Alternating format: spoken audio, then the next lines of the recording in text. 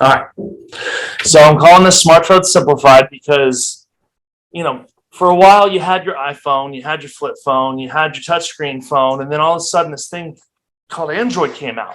And now all of a sudden there's smartphones on the market. What is a smartphone? I thought I was smart. Why is the phone? What?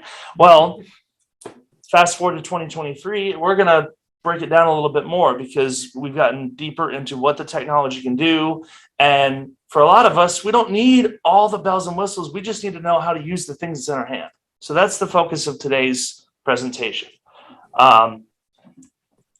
Before we get a little bit too deep into it, I'm a mobile expert at T-Mobile. I started in March of 2021. I just recently got promoted to a retail assistant manager. So in a week, I will be starting in Louisville, and hopefully in 2 weeks, I'll be moving there. But I digress. I graduated from UK with a bachelor's in marketing and a bachelor's in human nutrition. So obviously, knowing things is something I like to do. And the nutrition part came from being a competitive swimmer for 14 years. It was something that I was passionate about. And obviously, any athlete needs to know what their body needs to fuel itself. So that kind of is what led me there. Historically, I've been an iPhone user. I don't have it in here with me right now. It's my car. But if I got out my phone right now, my personal phone is an iPhone. It's an iPhone 11. And that was my first smartphone back when I think the iPhone 5 came out was the first iPhone I got. I've been using it ever since then. When I started working at T-Mobile, I thought, how helpful would it be for me to understand the Android interfaces? Because I'm going to have a lot of customers that need that kind of help. And if I can't provide that kind of help, am I really being a mobile expert? So I adopted Samsung's Z Flip 3, and we'll talk a little bit more about that later, and quickly was able to kind of figure out, hey, the basics are super similar, and that's where I'm living. So that's what I want to do, and that's what kind of helped me get comfortable with the phone, decide what features I wanted to use at a more in-depth level, which ones I just really didn't care about, and make the phone work for me rather than me feel like I have to work for my phone just to get a call, a text message, an email, whatever. Some fun facts are I'm a huge music aficionado. I play guitar. I've been playing guitar since I was 11 years old. Pretty much any form of music you can find that has a nice melody, a nice tune, I'm going to enjoy. I've got a dog named Zuko, and I've got two cats, one named Solomon and one named Bob. Definitely part of the conversation that got me to be here with you guys today. I love the outdoors. So even though I live in this world of tech, I enjoy spending as much time as I can away from the tech. In fact, when I turned 30 last year, I spent 3 days camping and I just turned everything off. No phones, no nothing. I put everything on silent mode, left it in my car if I had to. Obviously, if you're camping, you want to have something close by in case of emergencies. But the goal was to just simplify and relax. And I will say it was the most relaxing 3 days I've had in a long time. But while these things are part of our lives, we might as well learn how to use them. So we're going to do that today. Now, like I said before, I started on Apple. Apple is my favorite ecosystem, and I'll explain what that means in a little bit later. But I love the advanced technology that Android brings to the table, especially some of the stuff Samsung's been doing. I think it's just really, really cool. That being said, Apple, I think, is really, really stable for across the board use, but not everyone is using an Apple TV and a watch and a smartphone and a tablet and all this other stuff. And that's what I mean by ecosystems, all the different devices that any manufacturer offers under their wheelhouse. A lot of people just want the one device. They want to use it well. They want it to do what they need it to do and then go back to their daily lives. And so there's some things about Android that make that really, really useful. Now, here's a couple of pictures. Those are my guitars. There's my dog. There's the two cats. Funny enough, these two cats were born on my sister's birthday. So they share a birthday with my sister, and that was the weirdest thing ever. It's also how I ended up adopting Bob, because they're brothers, and I thought she was going to take one of them, but she decided she wasn't ready. So how could I separate the last two of the litter? I'm not going to do that. They came home with me. So like I said, we're going to talk about Android. What is Android? We're going to learn how to identify an Android phone, the three main types of Androids, because there's a bunch of different Android manufacturers out there. But to really understand the phone, you really only need to understand three different categories. And we'll talk about what that is. We're going to talk about why Android, the tech advancements, the customization that allows you to do that Apple doesn't really have, the ecosystem's compatibility that Android has amongst all manufacturers that Apple has only for itself. The ABCs of using Android. We'll talk about how to place a call, how to send a text message, accessing the internet, the app store, photos, all that stuff we're going to cover. Like I said, we're going to be doing the basics. So I'm not going to get all into the how do you make it go to 4K processing on a video or all the stuff that most people don't ever use. We're going to keep it simple. And then I will talk about how to learn more about those advanced features so that if that's ever something that you want to do down the road, you feel more comfortable looking into it, accessing it, all that stuff. But today's really going to be about the necessities. And then I actually brought two Androids in with me today. Those at home can't see, but right now I'm holding my Z Flip 3 in one hand, and Caleb was nice enough to lend me his Google Pixel 7 Pro, which I have in the other. I picked those two because those seem to be the two biggest manufacturers at the moment. And I figured why not go ahead and start with those two. Because once you learn either one of those, any other Android becomes pretty easy to understand. So let's talk about it. What is an Android? So any smartphone or cellular device, watch, tablet, you name it, that does not run on Apple's operating system is an Android. All Androids utilize Google's operating system as the basis for their software and their functionality. So no matter what Android you have in your hand, it's running on the Google operating system, or otherwise known as the Google OS. Certain Androids put their own manufacturer software in there on top of that Google operating system, but the basis of that phone, what's really making it tick, is Google's software. As I said earlier, Google and Samsung are the two current dominating forces in the Android market today. So you're going to see that they have the most options as far as outside of just phones, watches, TVs, tablets, even Bluetooth headphones.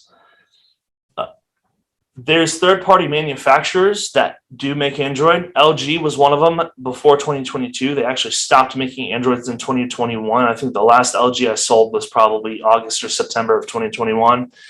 Motorola is still on the market. OnePlus is a smaller manufacturer, but they are one that carry Androids. OnePlus actually builds it very similar to Google. They keep it simple. They don't put any extra manufacturer software or anything in their phone. It's literally just the device and the Google operating system, which I think is kind of neat. TCL is another one that's hit the market. Before TCL, it was Alcatel, but TCL bought that company. So they've got a couple phones out on the market today. Revel, and I know someone in the audience does, their sister has a Revel. That's one that is specifically offered through T-Mobile. Cat.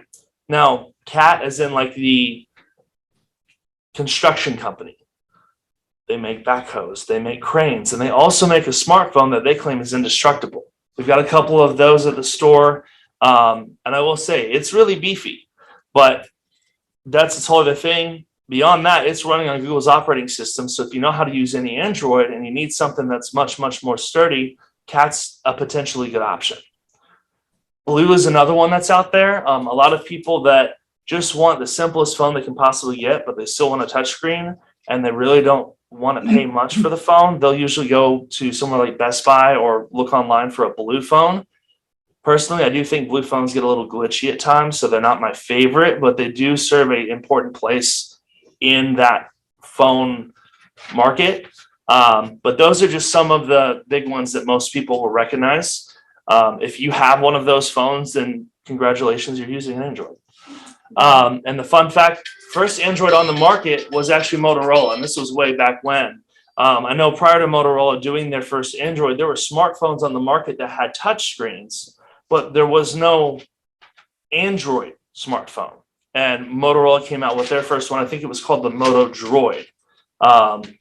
And I remember my best friend's mom having that thing, and it was insane. It could do pretty much anything you want it to do. Well, now all of these can do pretty much anything you want them to do. So it's interesting how Motorola led the way, but now there's all these different companies that have so much availability when it comes to Android smartphones.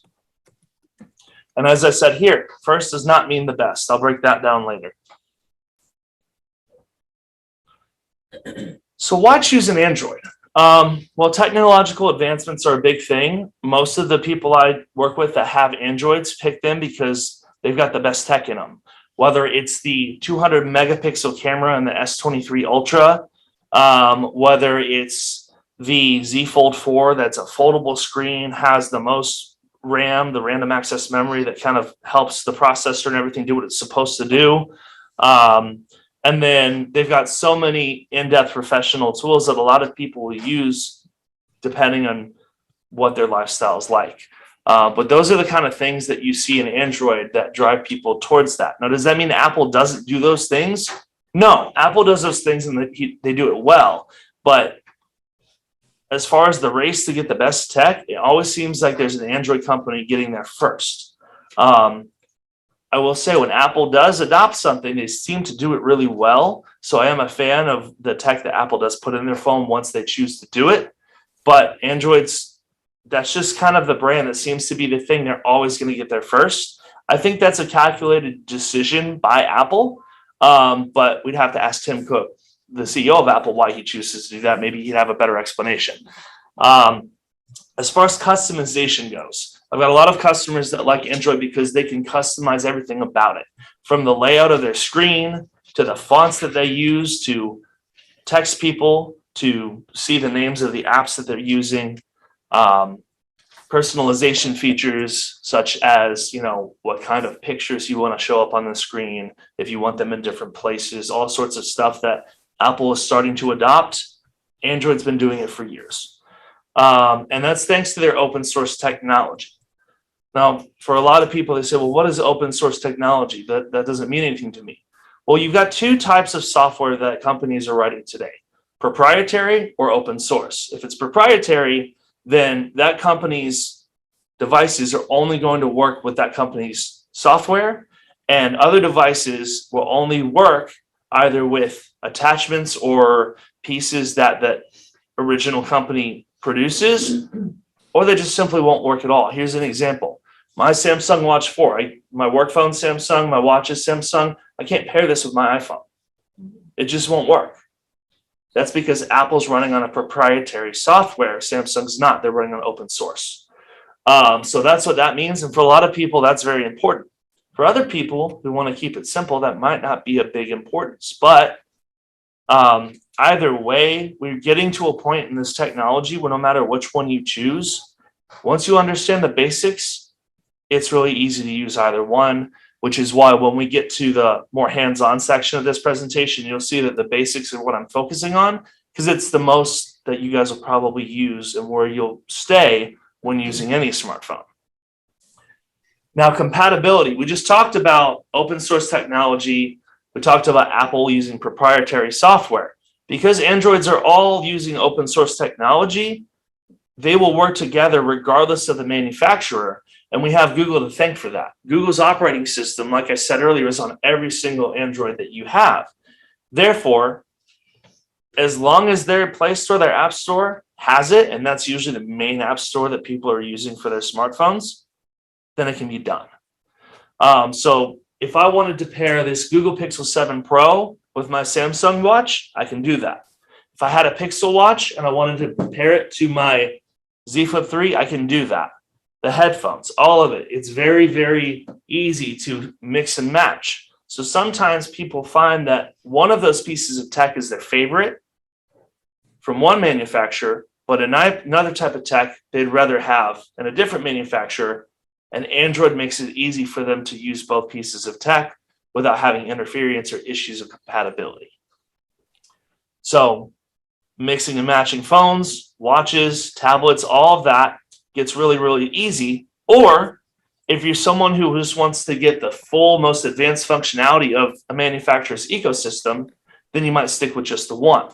So for me, I like Samsung's technology for Android. So my work phone is a Z Flip 3. It's a Samsung phone. My watch is a Samsung watch, and I don't have them with me, But when I got these two, I also decided to get the Galaxy Buds Pro, which are the Bluetooth earbuds that Samsung makes. And now they have the Pro 2 out, which is even better. I mean, it's insane what they're creating with these headphones, but that's a whole other conversation. So I digress. Now, how to start using an Android. This is the part where I think you guys are really going to find the most value. What I've done here is I started by talking about turning on the phone. So back in the day, you had your volume buttons, your power button, and then early on there was a home button. It's on an Android phone, so I'm really into it, right? When many of these manufacturers got rid of that home button, it made it confusing for turning your phone on and off. But the good thing is they've started to standardize that process. So if your phone is turned off and you want to turn it on, all you have to do is find that lock screen button on the phone and hold it, and the phone will kick on. So what I'm going to do, I'm actually going to shut this one off. I'm going to kind of show that to you guys as best I can. I know I'm a little bit further away. And for folks at home, if you have an Android in front of you, I invite you to turn your phone off and turn it on with me. So if you hold the lock button once the phone's off, you'll see that the manufacturer logo will kick on. So if I hold this button here, the phone's off right now. I might have to give it a second because I just shut it off. But if I hold it, sometimes you got to hold it for a little bit longer. What you'll see is at some point, the actual logo will pop up. If that doesn't work, then turning it off and turning it on will be the same way. So to shut this phone off, I held the lock screen and the power button. I'm going to try that now for this Pixel, and there it comes. So I know for my Samsung, I can do the lock screen button only to turn it on. For this Pixel, I had to hold the lock screen button and the volume up button to turn it on. But once you figure out that button pressing mode, it's pretty standard. You do the same thing to shut it off, and we'll get to that in a little bit. Okay, can I ask you a question? Yeah, go ahead. Okay, how often should you turn your phone off? So Because I never turn mine off unless I have a problem. most people don't. Most people hit their lock screen, put it on the charger, and leave it alone until they're ready to use it again, and that's fine. I know back in the day when batteries weren't as advanced as they've gotten with these lithium-ion batteries in these phones, you would want to shut it off so you wouldn't run the battery down, or you wouldn't let the processor wear itself out. But nowadays, with the cooling systems they have in these phones, with the batteries being able to communicate with the software to kind of tell them, hey, what's my battery life like? How's the health of my battery? You don't have to worry about turning your phone on and off. I do recommend using a lock screen, either with PIN code or a pattern or whatever your phone lets you do, just because it means that if you accidentally touch your screen, like I'm doing right now with this, it might come up with a screen here, but I can't actually get into my phone unless I swipe up. And even then, if you have a lock screen like I do where it's a thumbprint, I can't open this unless I hold my thumbprint there, and it opens right up. So I like the lock screens, and I think if you have a lock screen that works for you and that you're comfortable using, don't worry about turning your phone off. Just lock that screen when you're done with it and set it aside. Does that help? Yeah. Well, Okay. you don't have to turn it off. No, you don't have to turn it off at all. That's crazy. Okay, if something doesn't work right, then I turn it off and then it reboots. And sometimes that'll help. Okay. But yeah, if it's working the way it's supposed to, you shouldn't have to worry about turning it all the way I have a off. friend that said she turns it off at least once a week. Oh, wow. I mean, I don't know why. I think sometimes people have different reasons behind that, especially with smartphones and with the amount of connectivity that they have. Sometimes people are afraid that, hey, if I don't shut this off, it's always connected to something. But I found that doesn't seem to cause a problem for people the way that some think it might. A lot of times that's just a fear that they might have. And really, like what you're doing, you're shutting it off when it glitches out, reboots it, and it seems to be fine. That's the only time I ever shut mine off. Okay. How long does the battery last? So that depends on the phone. Certain smartphones have bigger batteries, so they might last longer. Most people, the standard approach is charging the phone when they're asleep, and usually that does it for them. So most people charge their phone every night. Some people will charge it only when the battery gets all the way down to 5% or something. Personally, I charge mine every night. But the software has also gotten to the point where your phone is learning your charging habits. So charging it more or less isn't going to damage the battery the way it used to. Well, is it bad to leave it, I'm sorry. No, you're fine. Absolutely. If you plug it in to recharge it, is it better to not leave it all night? You know what I'm saying? Just Mhm. like when it's charged, then If you're gonna charge it before you go to bed, then yeah, once it hits 100%, I would go ahead and unplug it. But if you found that you haven't charged it and it's time to go to sleep and you're like, oh crap, my phone's gonna die in the middle of the night, go ahead and plug it in. You can unplug it when you wake up, and that's gonna be fine too. Historically, that's what most people are doing these days with their phones anyway. okay. So on the screen, you see that there's some icons up there. I chose the Google icons and the Samsung icons for the phones. You'll see that the icons, even if it's a different color or a different shape on your phone, are still very similar. So for instance, the phone icon on the screen on the left is the phone icon that the Pixel phone is using. It's that blue circle with the white phone call on it. On the right is Samsung's. It's a green circle with the white phone on it. If you were to pull up an Apple phone, you'd see that theirs is also green with a white phone on it.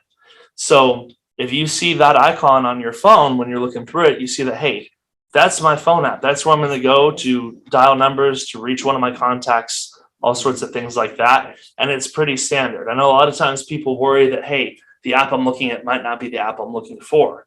But that's the great thing about some of these things, that they're standardized enough to where as long as you recognize that, hey, that's a phone on that application's picture, then that's what it is. It's the phone app. The next one is the texting app, and you'll see it looks like a speech bubble. So depending on which type of Android you're using, you're going to see some sort of speech bubble. It seems like most of them these days are blue. Some of them might not be. I'm going to look at yours real quick to see what you're showing me. Yeah. Let me see here. Yeah, so you've got a one, that's a Motorola actually. And yeah, Verizon does use a red speech bubble app. I don't know if AT&T does the same thing. Some manufacturers will actually have the messaging app be a different color than what the standard app is that loads up with the phone when you get it brand new. And that's just there. I think when Sprint did that, Sprint had a yellow one. But just like on the screen here with these two that have the little typing or speech bubbles there, that Verizon app that he showed me also has the little messaging speech bubbles. So that's kind of what you look for to recognize that, hey, this is a messaging app. Now, there's a bunch of messaging apps out there on the Play Store that are not made by the main manufacturer. They're third-party apps that might not be a good idea to use. So what I always recommend is when you get the phone firsthand, get to know the manufacturer's messaging app, because that's the one that's built to work with the phone the best. If you're not sure if that's what you have on your phone, we can definitely look at that after the presentation. I can clarify for you. I can also show you where you can go to look at checking those default apps to make sure you have the right one. That's kind of some of the advanced features that most people don't get into. But if you've been having issues with your messaging app, or you're afraid that, hey, maybe this isn't one of the ones that came with the phone, I can look at that and quickly identify that for you. So the next one is contacts. And if I'm going too fast, please let me know. And if you're watching at home and you need me to slow down, send a message in, and that way I can kind of pause and let everyone collect your thoughts, because I know some people are taking notes and I want this to be helpful. So just let me know if I need to pause at all. But the next app is the contacts app. Kind of like the phone and the texting, there's a universal icon that you're going to be looking for to identify your contacts app on your phone, and that's that little person icon. Now, these contacts app comes in all sorts of shapes, sizes, colors, you name it, but they all seem to have an icon of a person to identify, and that's why, even though on the screen you see that these are completely different colors, different shapes, they still have that little person icon. It looks like there's a person standing there, and that's what you want to look for when you're trying to find your contacts. I know that some manufacturers, I think Apple's one, they might have like a phone book or something like that. And a lot of times that's what people are looking for because they're so used to the idea of, hey, old school contacts, you have a little contact booklet, you write all the contacts down in it. So that's what the app should have, right? Well, they seem to have shifted that on us lately. And so that person is more synonymous with contacts. But that's kind of a Google decision. And I think Samsung went the same direction. OnePlus is the same, Rebel's the same, Motorola should be the same. So yeah, it's pretty standard at this point that that's the app they're looking for. When you get into your contacts list, there should be like a plus or somewhere, either up in the corner at the bottom where you can add more contacts. But for most people, the contacts list they have now is the one they've been using for forever. So unless someone sends them a new contact or they meet someone where they just need this person's information, they probably already have that contact in their phone. And the easiest thing to do is just go to that app and look up that contact. And like I said earlier, your phone app has your contacts embedded into it. So if you're trying to call someone in your contacts list, rest assured it'll be a lot faster to go straight through that phone app where you can see it'll say contacts in a section, usually at the bottom. And if you click that, it'll show you all of the contacts you have saved in your phone. I'm going to check the chat real quick just to make sure. All right. Boone, that's a good question. Why don't we see the speaker? So we had a camera set up today, but it wasn't going to give us the visuals we wanted to do for you all to be able to see me. Hopefully you can hear me. It looks like there was someone in there that wasn't getting audio. And I don't know if that'd be on your end or our end. If there's anyone else that's not getting audio, I think we probably have a floodgate of messages. But keep talking to us, Larry, and let us know what's going on because I definitely want to make sure that you can hear us.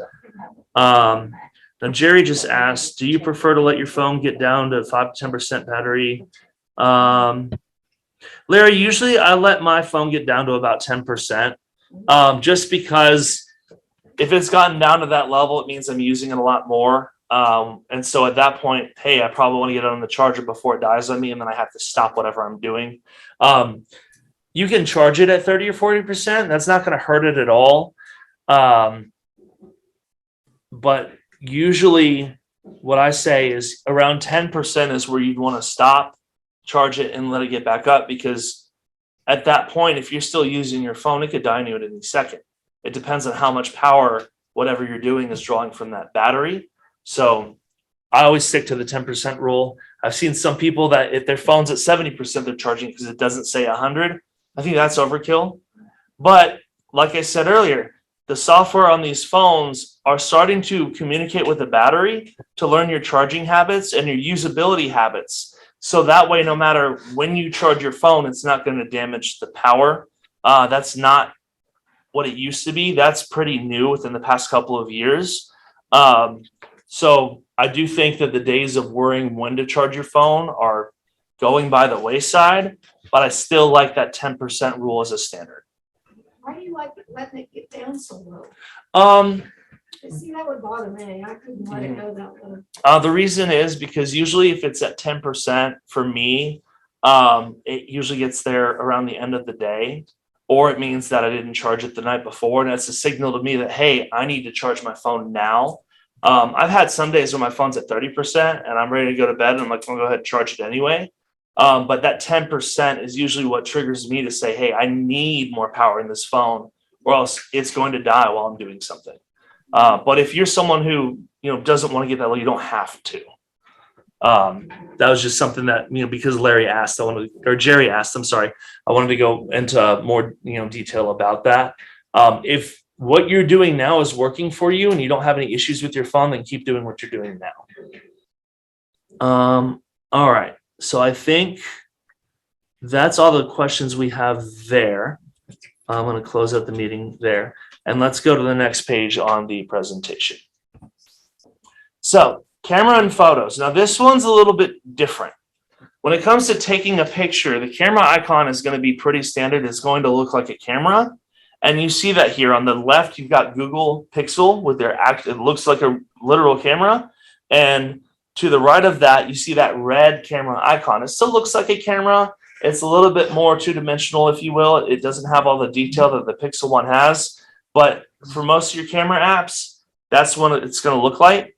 If it doesn't look like that, it probably looks like a camera shutter lens. But most of the standard ones, it looks like an actual camera.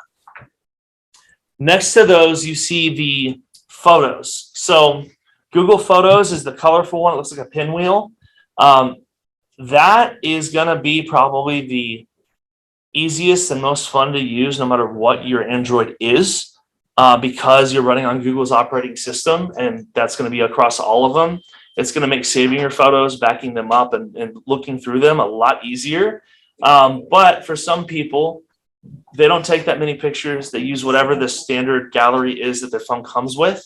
And the Samsung gallery is the one over here on the right, that red flower, the red icon with the flower in it.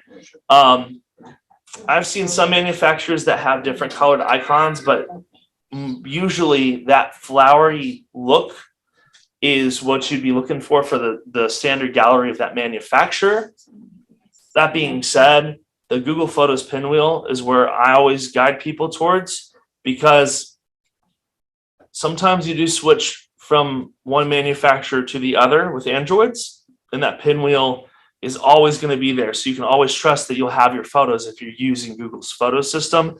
I just wanted to identify what the other one might look like for those that don't use Google Photos. So the pinwheel is the little multicolored little thing there? Yeah, you'll see it's got the yellow, red, blue, and the little green half circles. Underneath that, you see the internet browsers. So I chose the Google Chrome browser from the Pixel and the Samsung internet browser to show you guys.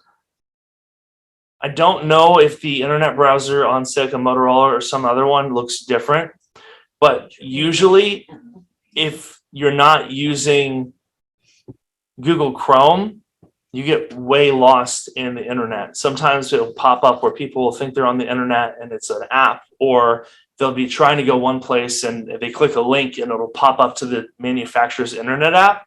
And that's fine. There's nothing wrong with that.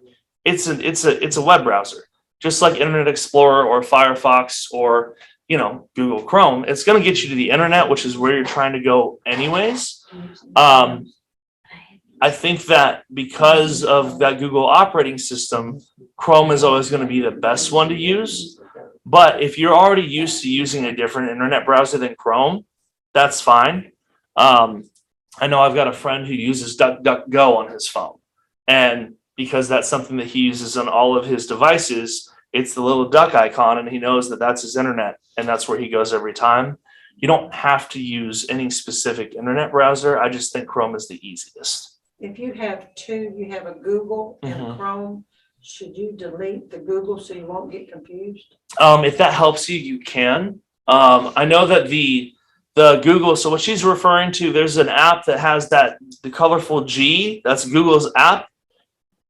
You all remember back in the day when Internet Explorer was kind of the main one everybody was using because Windows was king of computers, and you'd want to pull up Google, or you want to pull up AOL or whatever web browser you use to search the web. You type in www.google.com, and there it is, and now you search. When smartphones became much more prominent, Google did something. They said, hey, rather than just have our web browser, why don't we make an app that takes people to the same place that they would go if they typed in on their computer, www.google.com. If you feel like that app confuses you, go ahead and get rid of it. But for some people, they love searching the internet, like looking things up on that Google app.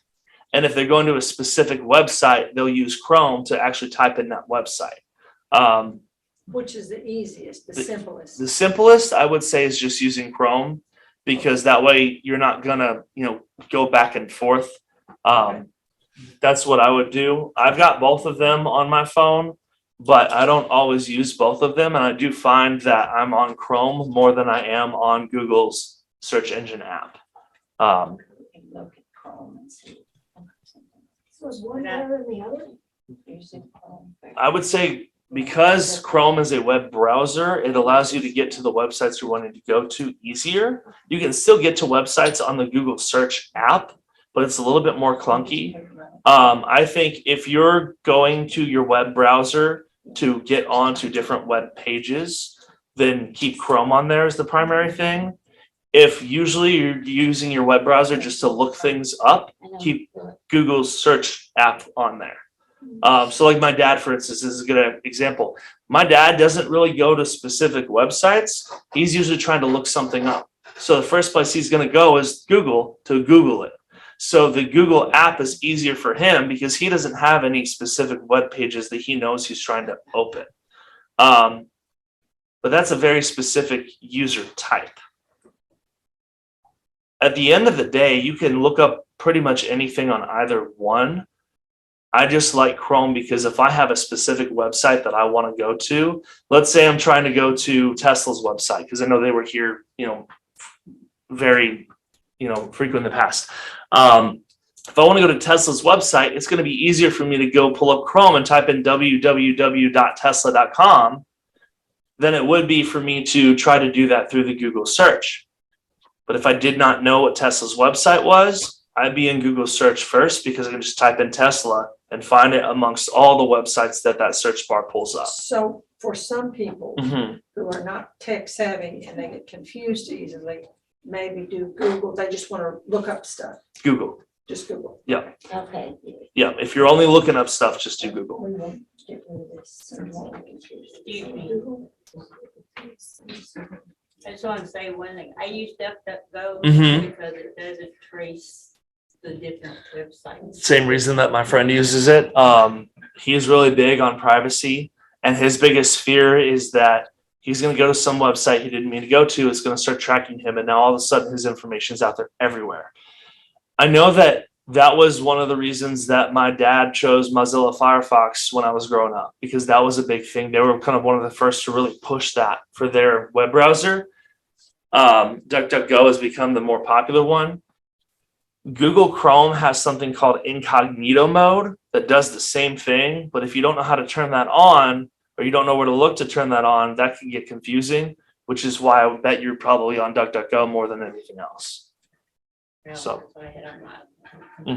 Yeah, and Or it makes I attached sense. I had attached it to Chrome Mhm. on my computer, but I downloaded the app That makes sense. I don't think that's a bad idea. or the extension. You have a DuckDuckGo app on your phone. Yes. If you use DuckDuckGo versus Google Chrome, would you have less pop-ups? Potentially. Eventually you would. if you use potentially. DuckDuckGo. Because a lot of those pop-ups are coming from apps being able to track your usability, how you use the phone. And they go, oh, this person goes to this kind of site often. Let's have an advertisement to them because that matches what they I've do. been getting those. That's why I'm trying to help her Yeah. figure out what's the easiest. one. Then it might make sense for us to try DuckDuckGo and just see Yeah. if that minimizes that. That'd be better. Now, I know with my laptop, I'm not sure if it's doing it here, Mhm. my Google account, I can go in and add DuckDuckGo as my searching Mhm. within the Google. I don't know if that's something, I would think that's probably something that Chrome lets you do. Yeah. Because just like any web browser, you can tell it what you want your homepage to be. But that Google search app that we were talking about, that wouldn't let you do that. So if you want to do something like that, where you want to go to DuckDuckGo, but you don't necessarily feel you need the app, I would use Chrome. What are those little things, add-ons that you do in Chrome? Oh gosh, I know what you're talking about. Yeah, The extensions, that's correct. yeah, the extension, because there is a DuckDuckGo extension you can activate. Yeah, so that's a good point, and that's another good reason why Chrome might be simpler for people who don't peruse their app store a lot, or that's just something that's not very comfortable for them. That's a good idea. And speaking of app stores, that's the next part on our screen. You see that I've got two on here. The Google Play Store, which is that triangle with the yellow, green, blue, and red mixed into it, that is going to be your main app store no matter what Android you're using. I put a picture of the Samsung Galaxy App Store on here. just to show you that there is a manufacturer app store that's out there that you can use. But Google Play is going to have everything that that manufacturer app store has on it and more. And I find that it's a lot more friendly and it's a lot more easier to use and access. So I would recommend that if you're looking at the screen now and you see the two and you think, hey, I recognize the little basket more than I do the triangle, get friendly with the triangle. It's going to be more friendly with you. And I think that's part of the reason people get so nervous with Androids is there's so many different options. I mean, we've had how long of a conversation just on web browsers on its own. There's so much there. So you'll see later on, I'm going to give more of a directive of what I think is the best approach. But I did want to show some diversity here just to help people understand that there are different things on their phones that they can use, regardless if it's one manufacturer versus the other. And that's kind of why I showed these different apps here. Now, like I said, I was going to give my directive. Here's my directive is because all Androids are running off of Google's operating system, Google Apps will work on all Androids, and they're a great option for standardizing your experience because how it works on one Android is going to be the exact same on how it works on another Android. So, for instance, what is your name, sir? Right. Gray? Right. Ray. I'm sorry, Ray. Ray just told us he uses DuckDuckGo for a search engine, but he accesses it through Google Chrome. Ray, you have a Motorola, is that correct? Yeah. Yep. So Ray's got a Motorola. It's not a Google phone. It's not a Samsung. It's a a different manufacturer. But he's using that Google app to get onto the internet. And the reason that is so easy to do is because your phone is still running on Google's operating system. The inner workings of that phone, the software that's written to allow the phone to do what it does, that's all based on Google. So Chrome is going to be the easiest search engine to use, whether you set it as a DuckDuckGo, whether you have a different homepage, or whether you're just using it to search. The Play Store is going to be the easiest app store to use. It's going to have everything that you need no matter what the manufacturer is that you're using.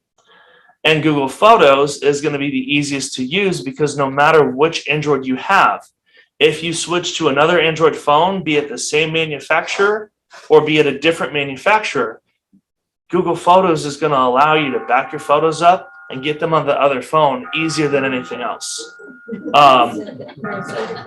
It's 8 o'clock. Well, we're getting close to the end. We're still gonna play with some of these phones. I definitely don't want to not do that. That's why she's here. She has many sounds that go off. Sounds are fun. Well, Are they necessarily in her head or on the? I'm sorry. I just had to get it. I have things go off Yeah, my go head. ahead. I had One it of the- stand turned around and look at all that. Question about the Android photos or Mhm. Google Photos. You said the little pinwheel is Google and then the. Little flowery daisy- icon. The daisy is Samsung. Mm-hmm. So, and the Google is better to use than the Samsung. Mm-hmm. Okay. And that is because you can back it up.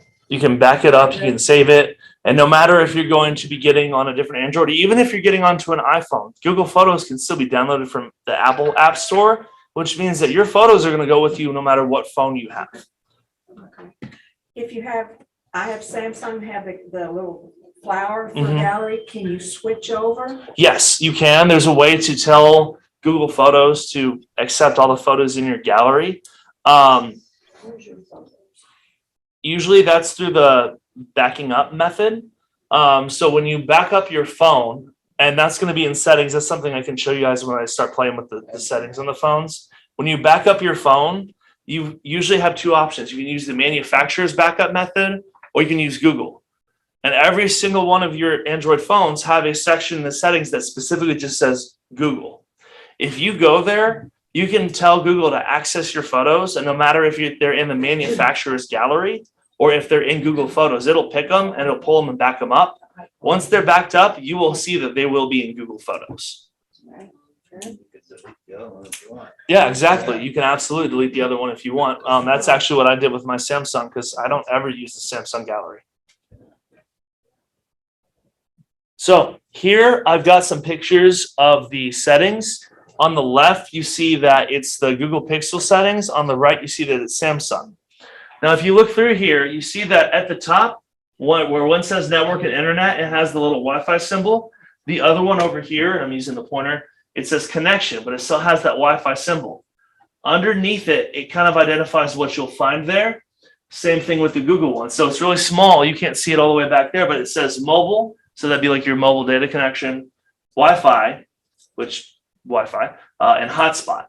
Over here on Samsung, you see Wi-Fi, Bluetooth, and SIM manager. So they're a little bit different, but by and large, that's where you're going to maintain the internet connections or the outside connections that your phone is accessing.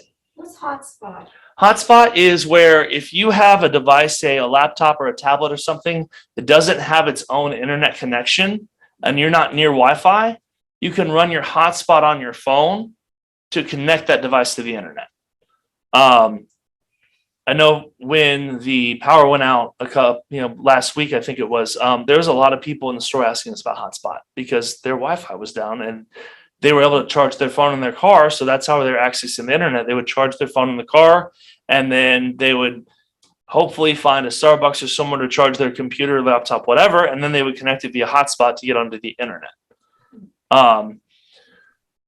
Here you see connected devices is on both. So like for me, when I want to look at my Samsung Galaxy Buds and they're connected to my Samsung phone, I would see connected devices is where I would go to see those. Same thing with when Caleb uses his Google Pixel Buds, he goes through connected devices to kind of control the Bluetooth, the pairing, all that stuff. And the battery is running low. All right. 10%. You can see that they both have wallpaper and style. This one, it says it's kind of got it broken as a display, wallpaper and style. That's where you go to change the background of your computer, change your icons, all that kind of stuff. They both have security features for screen lock, find my device, more things like that. They both have those in their settings. Location, passwords and accounts. And right here, there's that little Google that says services and preferences. And that's where you would go to set up the Google backup on your phone. You go into your settings and you look for Google. So over here, it's like that. And over here, if I look through here, you should see Google right here. And it's got a blue logo with the G that Google uses for their logo. So that's where you go to set up your Google backup. I definitely do recommend using that because it means that you're not going to lose your important stuff like your contacts and photos. So themes is just changing different colors. Over here, it would be wallpaper and style, but it's the same thing. And you see under here, it says themed icons. So while the verbiage is kind of different, you'll see that once you identify what it's showing, whether it's themed icons or just a spot that says themes, you start to recognize that, hey, it's the same button I was used to seeing on my old Android, and I can go in and do the same thing. As far as customization goes, all that kind of stuff. We're not going to get into the nitty gritty of all the customization there because I really want to help make it easy to use the Android in your hand as far as call, text, pictures, the internet, that kind of stuff. But I wanted to show these two different settings lists just so you could see that even if the words are a little bit different or they're using one word or two words or other, it's usually the same meaning and it'll take you to do the same place and do what you want to do on the phone. Let me see if there's any other, let's see. Do they have a help one on here? So that's something that I think is different about Google versus Samsung. Samsung actually adds a help feature to their phone. So you can actually like get help on like, how do I find this? Or where do I look for that? I will say it doesn't always tell you the help that you were asking it to tell you. Like many web browsers, it'll show you whatever it thinks you want, but you might have to do some scrolling and digging to find what you actually wanted. But that help tool can be, well, helpful. They also have like a remote support. So if I wanted to get help from Samsung support, I can go through and do that. I've never used it. I probably won't. Most of the time when people need help with their phone, they just come into the store and ask for it. And well, we provide it because that's part of why we're there. Let's see if there's anything else. So general management. General management is going to have different tools in there. The only thing that I've ever gotten into general management for is to reset a phone. Other than that, I'm never in there unless there's a setting that's wrong. Have any of you ever had it happen where your phone just starts telling you every button that you're hitting. So we get that a lot. Someone will walk in and say, my phone keeps talking to me. I can't get into the screen. I can't turn it off. I don't know what's happening. That is the talkback mode. That's what they put in these smartphones for those who are visually impaired. I find that mode through accessibility. So over here, you see accessibility right here, display, interaction, and audio. Over here, if I look at accessibility. It's right under general management. Thank you. It is. Perfect. Talkback, mono audio, and assistant menu. So for Samsung, it tells me right there, hey, talkback. That's where I'm going to go to turn that off. I have a burning question. Yes. Where would you go on this stuff if you have a lot of pop-ups? A lot of pop-ups. There's 2 places that I would go, and that's where we're going to go when I help you with her phone. Excellent. The first place I would go is to notifications. Because sometimes you want the app to be there, but you don't want the app to constantly talk to you. Turning off the notifications in that notification section is where you can do it so that the app stays there. You use it when you want it, and it stays quiet when you don't. Much like that little 5-year-old that's running around, you're like, hey, speak when you're spoken to. Stop talking. Yes. Or Chris when he gets really excited about things. Over here, you'll see that there's a notification. So I go there. If the notification is already off or I don't see what I'm looking for, it probably means that I don't want the app on my phone. So I would actually go to the apps section and uninstall that app. And for Samsung, it's that little blue icon with the 4 dots. For the Google one over here, it just says apps and it has a 3x3 grid. I think for most of your Android phones, you'll see the apps with a 3x3 grid, but some of them are going to do what Samsung did and put something colorful. It really just comes down to what the manufacturer wanted to point out. So, get to know those settings. Just because you click this main option on the front screen doesn't mean you're actually going to go turn something on or off. So if you want to get to know what's under each one of these buttons, feel free to just go to it and click on it because it'll just open up the page that has the details for everything in there. And if you've like, hey, what I'm looking for is not there, or if you decide that I understand what this is and I don't really need to look at it any further, there's always going to be a back arrow in the top left-hand corner of the screen that will just put you back to the page you were on before you got to that specific section of the settings menu. I know whenever I get a phone, that's the first thing I do is I just get to know the settings menu, because if I ever stumble into trouble, that's where I'm going to be going to try to fix it. Now, I talked about it. I said getting into advanced features. So that's specific to Samsung. With Google's, if we go back to that settings real quick, all of their advanced features are going to be found within any one of these menu options on their settings menu. But what Android does with Samsung is they make an actual page that says advanced features. And when you click on it, you see in this picture, there's a couple there. Link to Windows. So if you have a Windows computer that you want to be able to, take what's on your phone and put it on the computer without plugging it in, that link to Windows helps with that. Samsung DEX, that's something for cars. I don't use it. I don't know what it is. I don't think I'll ever need to know what it is, so it stays off for me. Android Auto kind of works at the DEX. If I get a car that its entertainment center, infotainment center, whatever you want to call it, runs on Samsung DEX or Android Auto, then maybe I'll turn those on, but I don't have that now, and even then, I don't need more distractions while I'm on the road, so I probably won't be playing with that. All I want to do is look at where I'm driving and go there. S Pen, so Samsung has a stylus that is unlike this stylus that's just your basic stylus, touches the screen. It's a pen. You can write with it. You can control it. Yes, the S23 Ultra has a stylus that comes with it, and that's what she's holding up in front of me right now. There's a Samsung tablet that has the stylus in the box and it sticks on the back of the tablet. That is something specific to 2 manufacturers, Samsung and Apple. They both have their own proprietary stylus that works within their ecosystems, tablets, phones, you name it. The reason I don't want to go too much into that is because that's part of the advanced features. And for most people, that's never going to be important.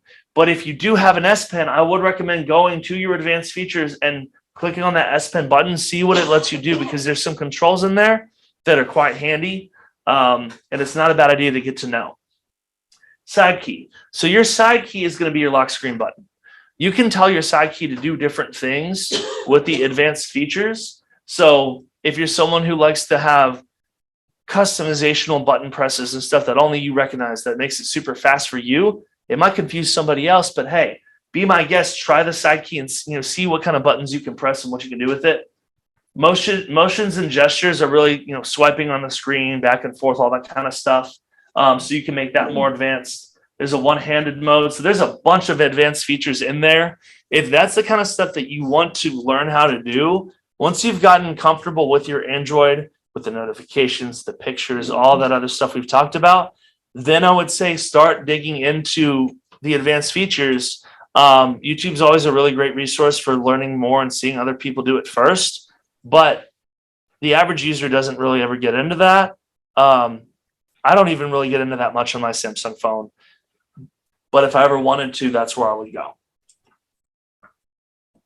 And then let's try it on Android. So a lot of you have Androids in your hand right now. Who in here doesn't have an Android phone? All right, good. Everyone's got an Android phone. What I did was I brought my Z Flip 3 and Caleb let me bring his Google Pixel Pro, just so that if anyone wanted to get their hands on it and kind of get used to it and play, swiping the screen back and forth, opening up an app, even placing a phone call. I'm happy to let people do that. I know we're limited on time. I was going to try to have a little bit of a workshop for people to pick it up and play with it, but it looks like you guys have been taking notes. It seems like everyone here has an Android phone, and I've seen a bunch of people playing with some of the stuff we've talked about as I've been presenting on it. I am going to stick around when I'm done. So if anybody does want to just sit down with me and play with their phone, let's do that, because I want to make sure that this is as helpful to you guys as possible. So this part of the presentation I'm going to shorten because I know that we're short on time. But I definitely want to get hands-on with you guys. So if anyone has the time to do that, I'm happy to extend some more time for you all to make that happen. I'm going to kind of conclude it here. Thank you for having me. Thank you for stopping by and having this conversation. Working in the cellular industry, if I can help anyone get to know their phone better and be happier with what they're using, I've done something good for the day. It's part of my daily job. It's going to become more of my daily job once I enter this assistant manager role. So it's something I'm passionate about. And I'm glad that you guys have taken the time to be here and learn a little bit more about the devices in your hands.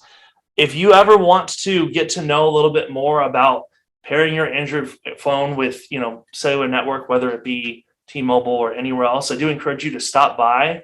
On here it says, pair your favorite Android or Apple phone with America's most awarded 5G network, because at this point, that is kind of where we are with T-Mobile. There's a lot of advancements that we've brought on in the past few years that I'm really proud of, and that makes me happy to be working for them as a company and representing them with what I do day to day. So definitely stop by the store. If you stop by after Wednesday, you're gonna miss me. I'm sorry. I'll already be on my way out, but I did leave the store number on there. So you can always reach the store by phone. That's their number there, 859-543-8384. If you're on a different carrier, I'd love to recruit you from your current carrier. But if you're happy with where you are, I'm not going to do a sales pitch. That's not why I'm here. But I do love what we do at T-Mobile, and I'm really excited about where we're going with our network and with our 5G. So any questions you have on that, definitely ask me, and I'm always happy to connect with you outside of this and have a deeper conversation. And that's it. I'm really happy to be here, guys. Thank you so much. I have a side question. Yes. You have a Flip 3. What kind of screen protector do you have on it? So interestingly enough, Samsung, when they made the flip phones, they actually pre-installed a screen protector, and that's what it's on there. So I didn't have to buy a screen protector for that. The Flip 4. I got a screen protector for it, but the trouble is it is cracked in the middle. It's cracked in the middle. How long has he had that phone? Now, it's not the original. I mean, it's one we put on. Gotcha. Okay. And he's had it about a year. Where did you buy it? The phone, at Verizon. At Verizon. Okay. From what I know, I haven't seen any screen protectors they make for the Flip 3 or 4 because Samsung put their own proprietary one on it. What happens is that Samsung screen protector, if it ever rips, bubbles, or comes off, rather than remove it, Samsung wants you to do a warranty claim and have them replace the phone. But since you bought another one, that's a different situation. Yeah, I had a Galaxy, I've got a 20 now. I Mhm. had another Galaxy, and the original one came off. I didn't know I could take it back. Yeah, so for the Galaxy, if it's not the flip, like the S20 or like the S23, any of the just the standard soap bar touchscreen phones, those don't come with screen protectors. So you do want to buy a screen protector for those. But the Z Flip and the Z Fold have it built in. Okay, let's get this watch set up. Yes, let's get this watch set up. I'm also going to check these chats real quick just to see. It's gotta be some kind of real time. Do I need to go under watch settings? And Jerry, if you're still with me, it might be something that's specific to the S series, but I do think I have seen the advanced features on the A series. If you don't have the A series or the S series, then that might be why you don't see the advanced features. I'd be curious to see what phone you have. That might help me answer your question. All right. Okay, let's get this Yeah, let's set. go ahead. So let's go back to the Outlook because I think it wants us to sign in there. All right, Yeah, let's go ahead. okay, where was it? Let's go back. So if you can't find the app, this is why I wanted to be hands-on with you guys. If you ever need an app, you can't find it. When you swipe up, you see that search bar? Mhm. That's going to search all the apps on your phone. So if you type in Outlook, There it hey, is. there it is because we've searched it recently. Let's hit add account and see what it does. Hit enter your email and see if you can type in that. Okay, continue. Yeah, see if that works. Wave at the camera up there. I got to Microsoft at one point. Folks. We are ending.